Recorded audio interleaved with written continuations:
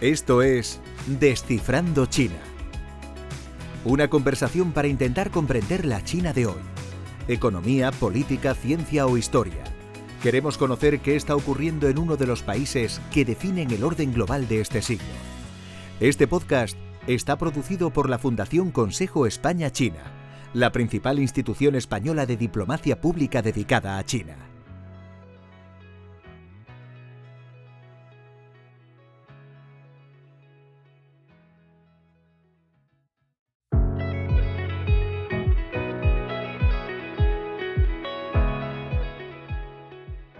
Hola, ¿qué tal? Bienvenidas, bienvenidos a un nuevo episodio de Descifrando China, el podcast de la Fundación Consejo España-China. Soy Jesús Gámez. El consenso científico actual dicta que el arroz se domesticó por primera vez en la cuenca del río Yangtze, en lo que hoy es China, en algún momento hace entre 13.000 y 8.000 años. Esta cuenca se considera una de las principales cunas de la civilización china y de manera consistente uno de los grandes núcleos de población de la historia humana. Hoy no vamos a hablar ni de agricultura ni de arqueología, pero sí de historia, de presente y de futuro de China a través de un libro que se publica esta semana y cuyo título nos habla del arroz en una metáfora de algo que vamos a intentar desentrañar en esta conversación. Se trata del libro Observar el arroz crecer, cómo habitar un mundo liderado por China. Lo publica Arial y lo escribe Julio Ceballos, un experto en internacionalización y estrategia de mercado que lleva trabajando en China desde 2006.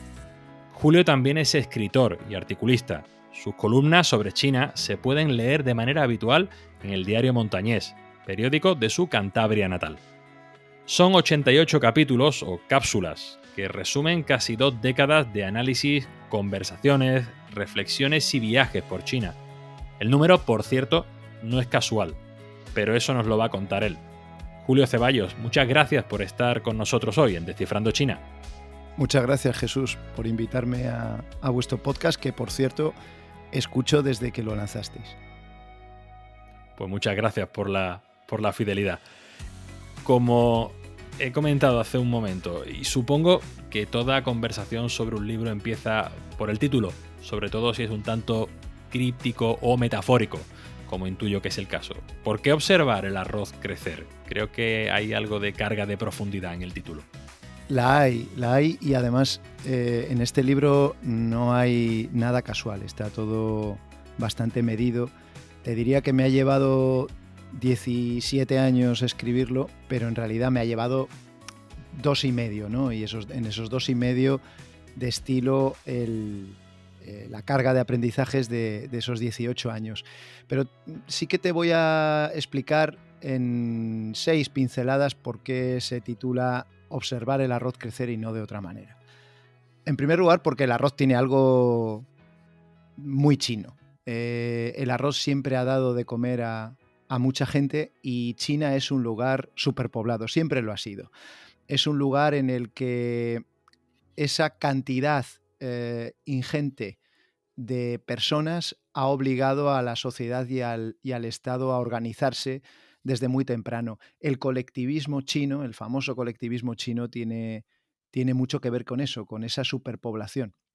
Y de hecho el cultivo intensivo del arroz exige de una organización del trabajo extremadamente rígida. Cuando decimos que el chino antepone lo colectivo al individuo, estamos diciendo, en definitiva, que el arrozal es más importante que quien lo cultiva. Luego hay algo, yo creo que se percibe cuando se pronuncia esta frase, ¿no? Observar el arroz crecer. Hay una visión lenta, implícita en ese observar los ciclos y los procesos naturales que son intrínsecamente lentos. Y luego hay también otra capa, que es la que viene de la mano del arroz. Donde hay arroz no hay hambre. Y el hambre explica gran parte de la historia de China. Es esa necesidad de cubrir las necesidades básicas las que explican mucho de cuánto ha acontecido y de cuánto acontece en China. Y por último, me gustó este título porque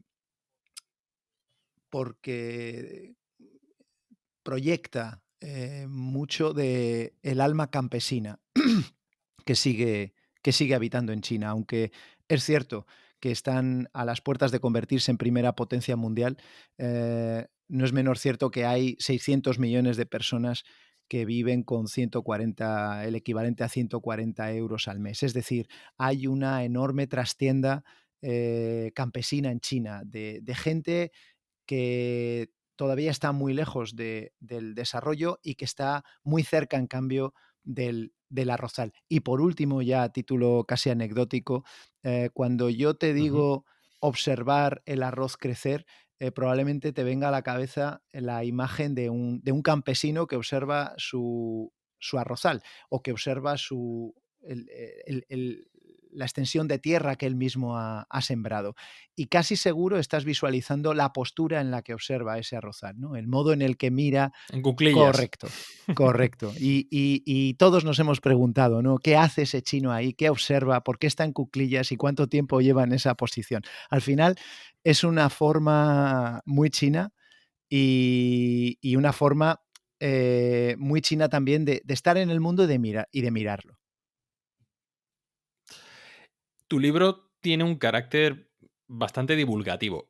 Te quiero preguntar, ¿tú crees que en España se conoce bien China? Y es una pregunta un tanto gruesa, porque no es lo mismo preguntarnos si hay un alto grado de conocimiento en la empresa española que trabaja en China, que no que si hay un buen nivel de estudios Mm, universitarios en China.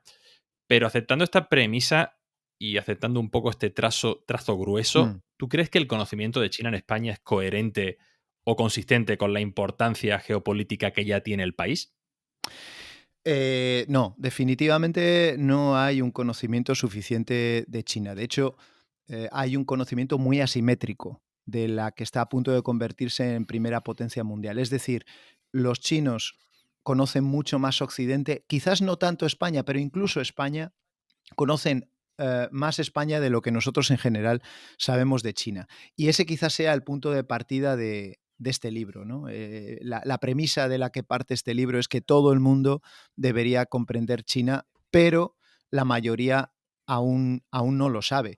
Y teniendo en cuenta que la emergencia de China es uno de los mayores desafíos que afrontamos, no deja de ser chocante el contraste de la falta de herramientas, de la falta de claves y de lo desnudos que estamos, ¿no? Ante esta realidad. No disponemos de una estructura sólida que nos ayude a traducir y a adaptarnos a esa nueva realidad y a sus necesidades. Fíjate, esta misma mañana, te lo cuento porque me ha sucedido precisamente hoy, he ido al dentista y la enfermera que me estaba atendiendo me dice, oye, ¿y qué hace un español después de tantos años en China? ¿Cómo es que vives allí? ¿Cómo son las cosas allí? ¿Cómo son los chinos? Y sobre todo la última pregunta, ¿no? La que quizás al final no todo el mundo formula de inmediato, pero todo el mundo tiene en mente, nos van a comer los chinos, ¿no? Nos van a comer los chinos. Precisamente por eso. Sí, esto se dice mucho, es una cosa que se escucha muy a menudo. Exacto, esa mezcla de temor, inquietud, em, escepticismo hacia todo lo que representa China. Em, es cierto que hay un puñado de buenos sinólogos y de gente brillante y solvente que lleva estudiando China desde hace mucho tiempo. Mi sensación es que todavía hacen falta muchos más. Es decir, hace falta una cantidad mucho mayor de personas que en primera persona, es decir, tirando de sus propias experiencias y sobre el terreno, tienda puentes de conocimiento entre España y China. Y los corresponsales, los periodistas hacen una fantástica labor. Es cierto que no siempre tiran de fuentes primarias, que a menudo tiran de fuentes que proceden del inglés y por lo tanto están teñidas de la narrativa americana.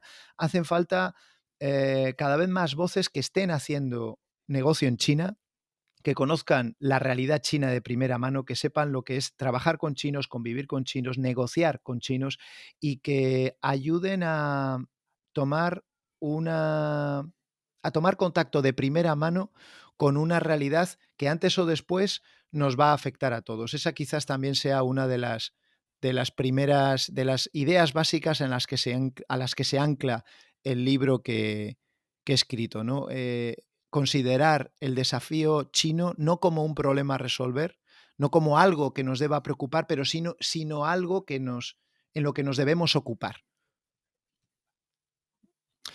Hay varias cosas que me llaman la atención en las primeras páginas del libro. Una que me saltó de manera muy evidente Mm, es algo que acabas de comentar hace unos minutos, que es esto de que te ha llevado 17 años escribirlo, y entiendo que no son 17 años dándole la tecla, sino que es el tiempo en el que has construido un capital de conocimiento que tú has estimado como suficiente para sentirte seguro de lanzarte a esta empresa.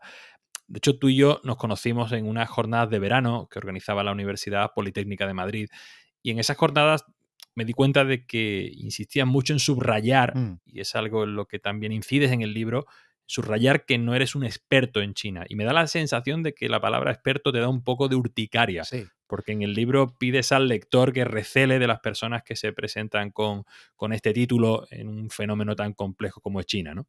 Sí, exactamente. Yo, además lo escribo literalmente en el libro, no creo que haya expertos en China. Y si los hay, no son occidentales, casi con toda seguridad, y probablemente no se presenten como tales. Es decir, este es un ecosistema muy nuevo, quiero decir, el ecosistema de especialistas, no expertos, de especialistas en China. Y hay una gran diferencia.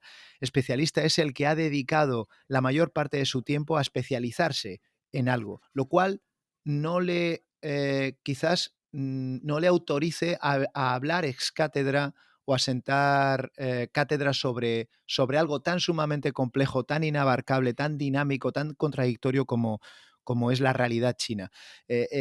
No sé si fue la última vez que nos vimos, quizás en esas jornadas de verano, cuando yo te dije, tú imagínate, Jesús, que tú y yo estamos aquí tomándonos un café y de repente llega un chino, se sienta con nosotros y se presenta como experto en Europa. Y digo Europa porque en términos geográficos China tiene unas dimensiones equivalentes, incluso mayores que el continente europeo. En términos demográficos es más del doble de grande. En fin, es una realidad tan sumamente variada, tan sumamente compleja, que presentarte como experto, autoetiquetarte como experto en esa materia, a mí me parece de una falta de humildad casi insultante.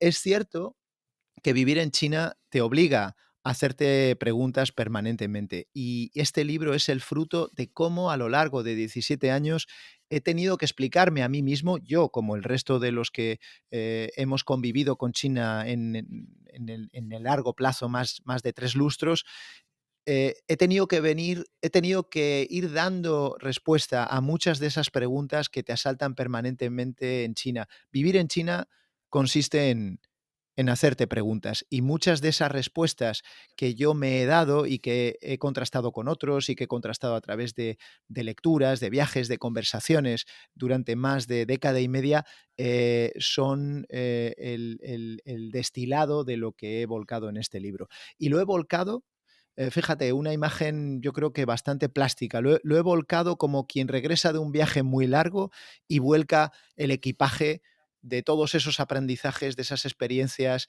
de, de esas pequeñas, pocas certezas que ha ido cosechando.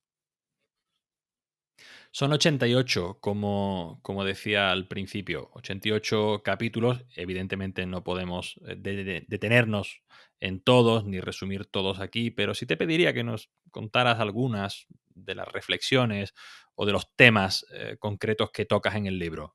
¿Con qué te quedarías o cómo se lo explicarías a alguien que tiene curiosidad por el libro, que quiere acercarse a él?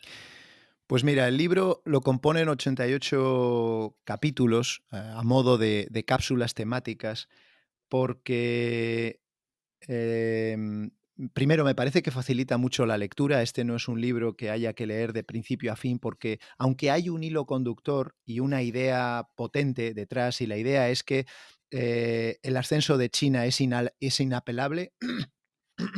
El ascenso de China es inapelable, lo cual no quiere decir que sea inexorable. Es decir, no hay ninguna garantía a día de hoy de que acaben dominando el siglo XXI. De hecho, yo lo que planteo es que este no va a ser el siglo de China, pero sí va a ser el siglo en el que Estados Unidos deja de liderar el mundo en solitario y comienza a haber una convivencia y una rivalidad que se va a prolongar en el tiempo y donde yo creo, esa es mi apuesta, va a salir ganando China.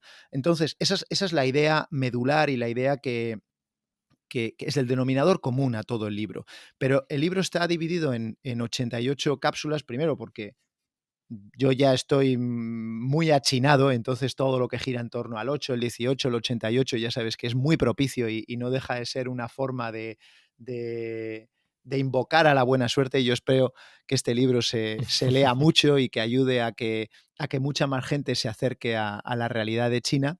Y en esas cápsulas repaso los que considero son algunos de los principales aspectos que sirven para entender China, los chinos y lo chino, porque son estas tres temáticas las que toco, ¿no? Hablo tanto de China como realidad geográfica y como realidad política e histórica, pero luego también hablo mucho de los chinos como personas que tienen que llevan una mochila cargada con unos valores, unos principios y unos esquemas mentales y una escala de prioridades muy diferente a la nuestra, y lo chino, porque lo chino, hablo del fenómeno chino como el impacto multidisciplinar que tiene el ascenso de China en multitud de aspectos.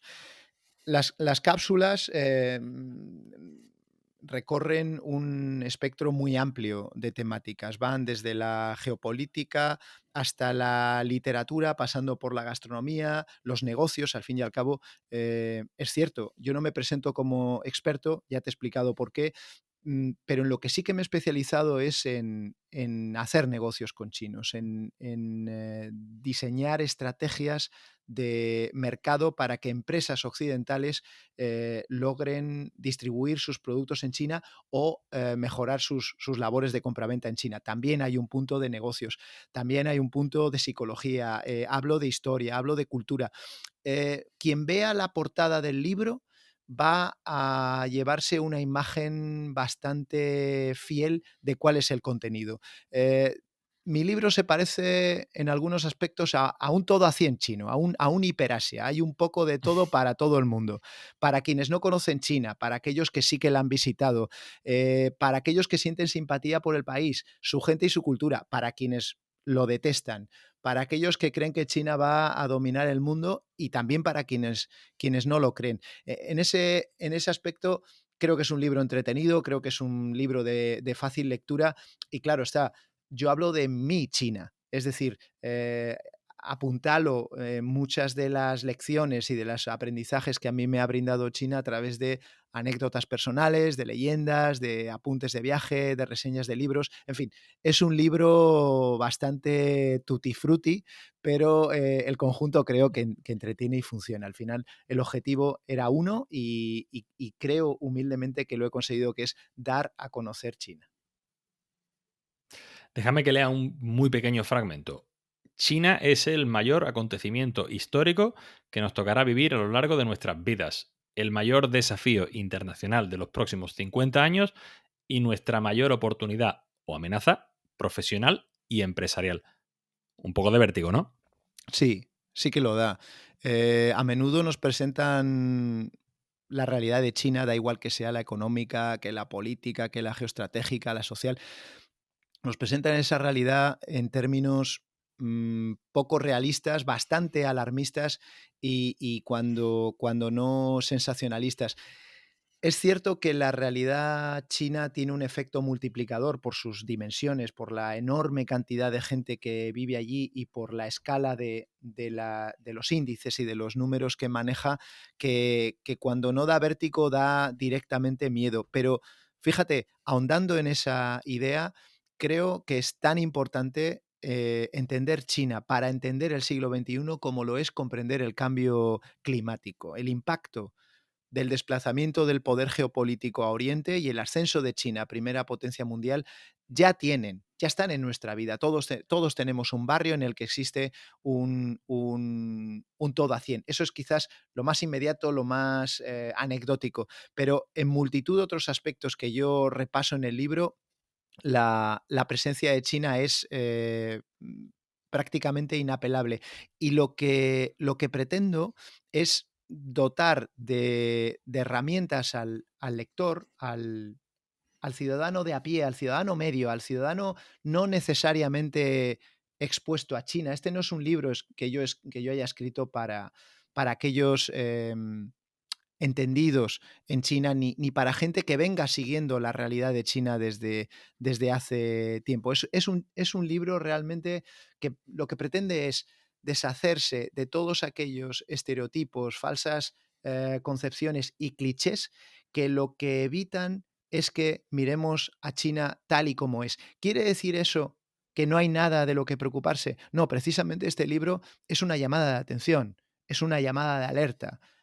Ojo, China se está preparando y se está preparando precisamente para competir en nuestro sistema con unas reglas que Occidente ha definido y estar en mejores condiciones para con esas reglas o alterándolas, pero siempre conforme al terreno de juego que nosotros, dentro del terreno de juego que nosotros hemos marcado, en su beneficio. Tenemos que estar preparados para competir contra esa realidad que antes o después va a acabar impactándonos. El ascenso de China per se no creo que deba preocuparnos, pero sí considero que el desconocimiento de China juega en nuestra desventaja. Y otra noción contra la que adviertes en el libro y que también te he escuchado, sobre la que también te he escuchado hablar algunas veces, es la de la polarización. Mm. ¿Te da la sensación de que el discurso occidental en Estados Unidos, en Europa, en España, sobre China está demasiado polarizado? Sí, está absolutamente polarizado porque hay muchos intereses que alimentan ese miedo. Y el problema del miedo es que paraliza. Decías antes, ¿no?, que esa frase que has leído genera pánico. Y ese miedo en Occidente hace que no queramos o no sepamos aprender de China. A día de hoy, fíjate, Jesús, es cierto que China, por ejemplo, para España, no es un aliado, pero sí que es un socio. Pero en un plazo muy breve de tiempo, te diría que no más de 5 años, aun siendo cada vez más socio comercial nuestro, porque de hecho se ha convertido ya en nuestro principal proveedor de productos, cada vez le miramos más como competidor que como socio y cada vez más como rival que como competidor, y estamos a un paso de que toda esta dialéctica y esta narrativa polarizada nos empuje a verle más como enemigo que como rival, cuando lo cierto es que a día de hoy es fundamentalmente un socio, y además de un socio, bien es cierto, un competidor. Independientemente de cuál sea el resultado de la competencia hegemónica que existe entre Estados Unidos y China, tenemos que acostumbrarnos a que esa rivalidad no se va a dirimir en el corto plazo y que va a marcar el panorama internacional de las próximas décadas. Es decir, tú y yo somos más o menos de la misma quinta. El resto de nuestras vidas vamos a convivir con este tira y afloja, con este toma y daca transpacífico entre Estados Unidos y China, donde cada uno de los actores va a intentar llevarnos a su órbita gravitatoria y va a intentar involucrarnos en esa narrativa. Por eso, sí, creo que hace falta una tercera vía. Y esa tercera vía la puede protagonizar, ojalá tome ese testigo, la Unión Europea. La Unión Europea está ahora en una situación sándwich en la que tiene que posicionarse o por uno o por otro. Tenemos en nuestras manos la posibilidad de ejercer ese contrapeso entre dos potencias, especialmente Estados Unidos, que ha optado por la confrontación y la polarización.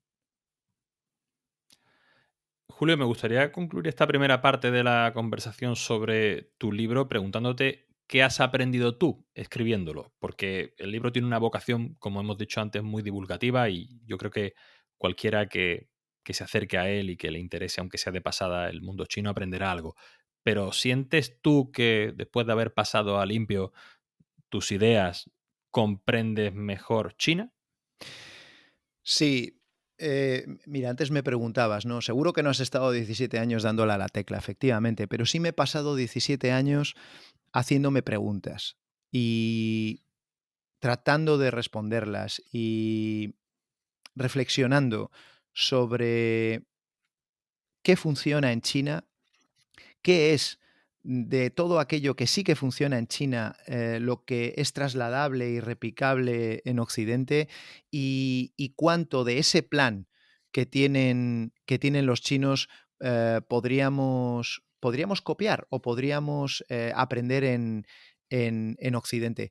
Escribiendo un libro, en definitiva, lo que uno hace es ordenar ideas. Y a mí me ha servido los 2 últimos años para estructurar un poco todo ese acervo de aprendizajes. Ten en cuenta que este libro no se hubiese escrito nunca sin el COVID, mucho me temo.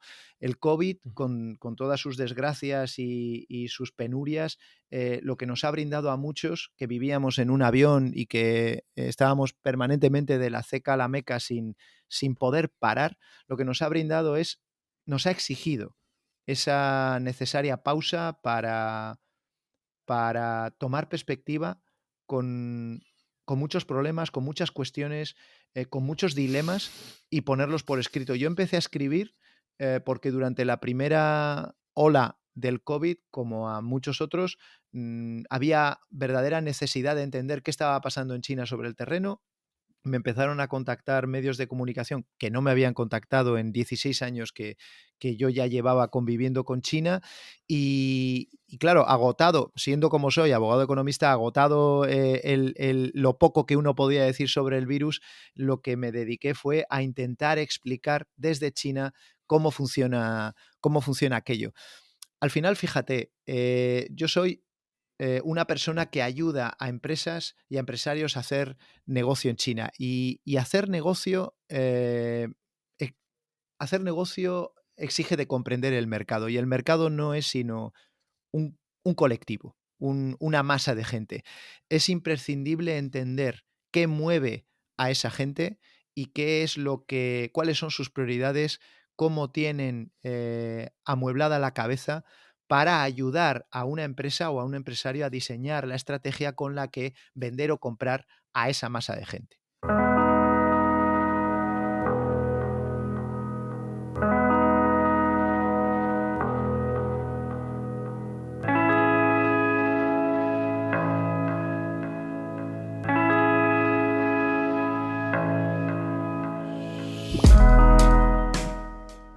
Me gustaría dar comienzo a un segundo bloque de conversación en el que me gustaría que habláramos de tu especialidad, que es la de los negocios en Asia y en China.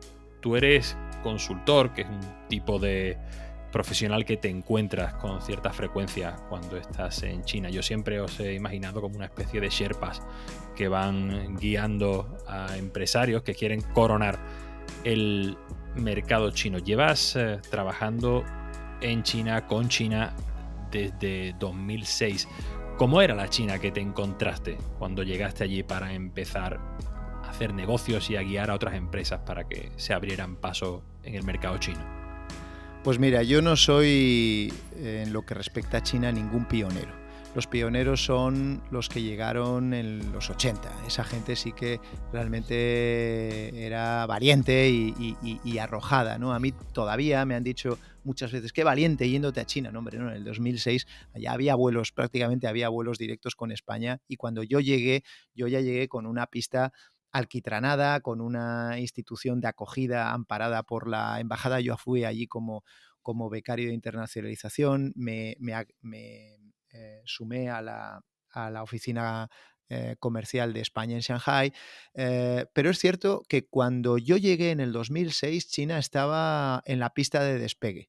Es decir, estaba ya acelerando a tope sus turbinas para poner la nave en vuelo y protagonizar el mayor milagro económico de la historia de la humanidad del que hemos sido testigo. En aquel año, en el 2006, cuando yo estaba en la OFECOME de Shanghai, elaborábamos informes en los que hablábamos de todos esos procesos, de toda esa revolución económica, ¿no? De esa transformación, de la gigantesca urbanización de China, del crecimiento que se esperaba de la clase media a 10, 15 años vista, de la digitalización pionera de su sociedad y su economía. Bien, pues todas esas tendencias, o la mayor parte de ellas, se han cumplido, en muchos casos superando las expectativas, y quizás ese sea una de las mayores suertes que yo he tenido, ¿no? Yo he vivido todo ese proceso en primera persona, y además lo he vivido con la comodidad de un país que en esos momentos, ahora esto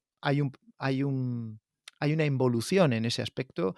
En esos momentos China se estaba literalmente abriendo de par a par al mundo, daban la bienvenida a los extranjeros, necesitaban de talento y de capital humano extranjero, desenrollaban literalmente la alfombra roja a cualquier occidental que estuviera dispuesto a enseñarles algo, o ni siquiera a aprender con ellos.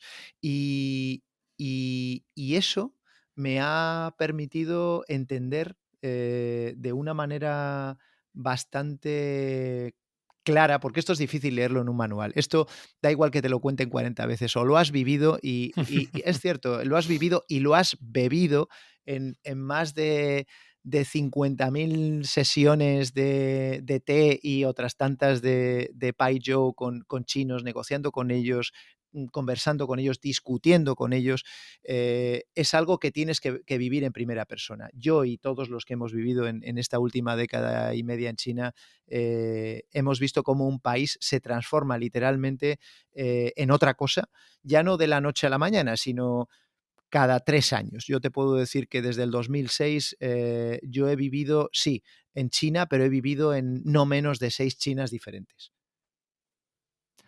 Yo tengo la sensación de que a principios de siglo, y corrígeme si me equivoco, muchas empresas de todo el mundo, no solo españolas, de todo el mundo, se figuraba en China como una especie de El Dorado, al que había que llegar primero para poner la pica, un poco como las caravanas que iban al oeste americano. Y también tengo cierta sensación de que esto ya no es tan así, de que hay un cierto cinismo hacia las oportunidades que puede ofrecer el mercado chino. ¿Estás de acuerdo con esta apreciación? ¿Tú lo has vivido así también?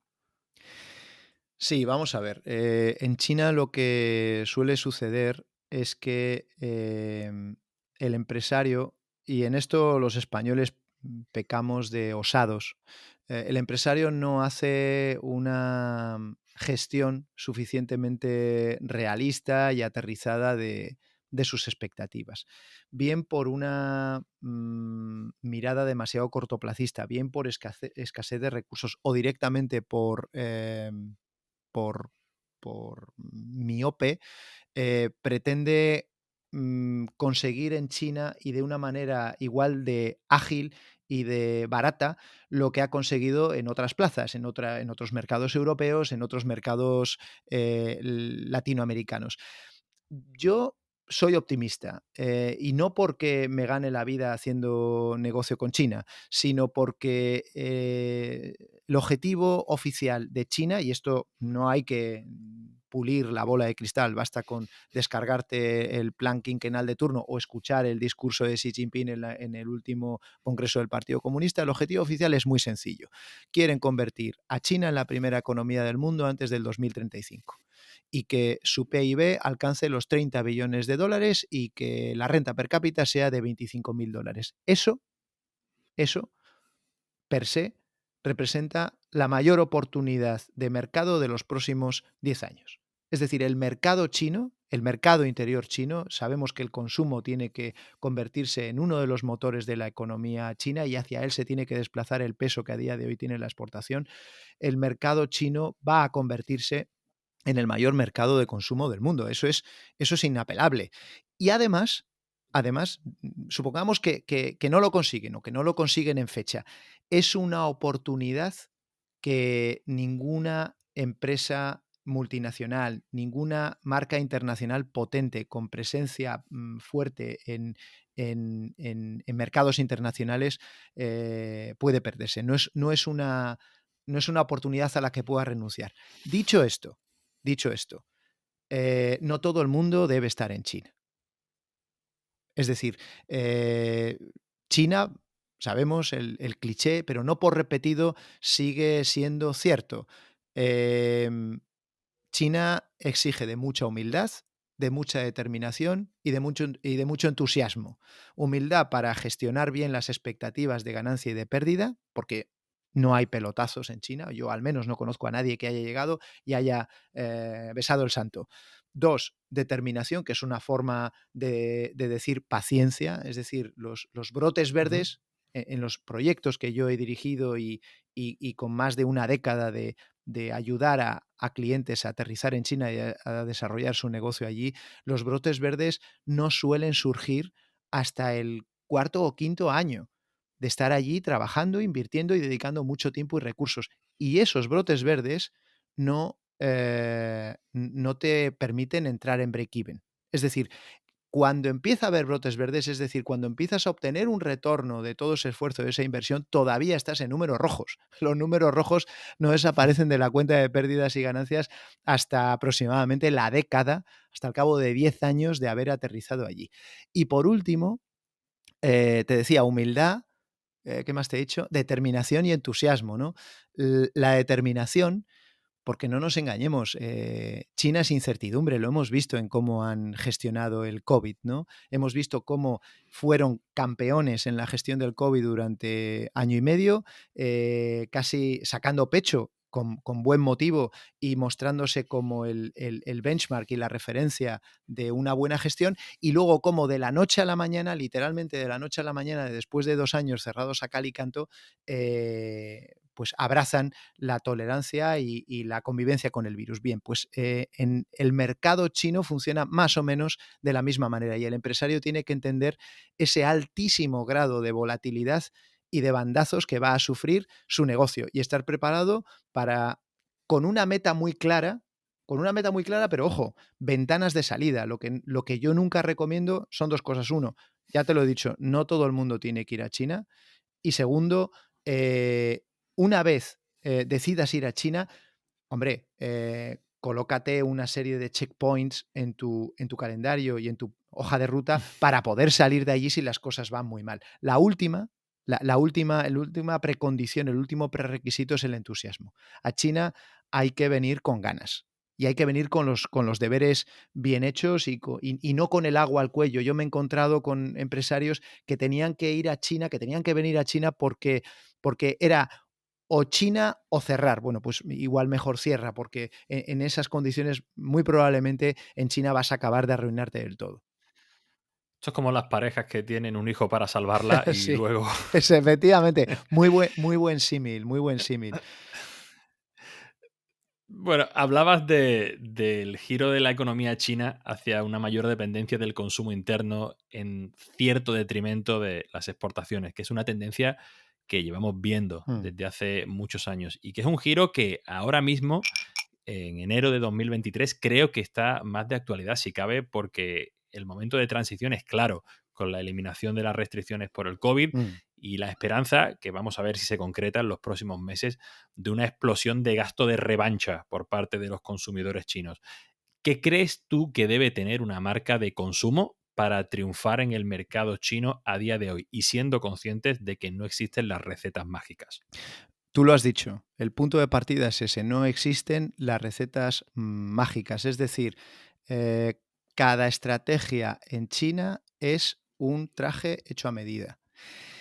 Yo diría, y es lo que le digo a cada uno de los clientes que se acercan a mí, bien porque quieren estar en China y nunca lo han intentado, bien porque están en China y quieren sacarle más provecho al mercado, o bien porque lo intentaron, pero no les salió bien, bien porque la estrategia era errónea o porque el momento no era el adecuado.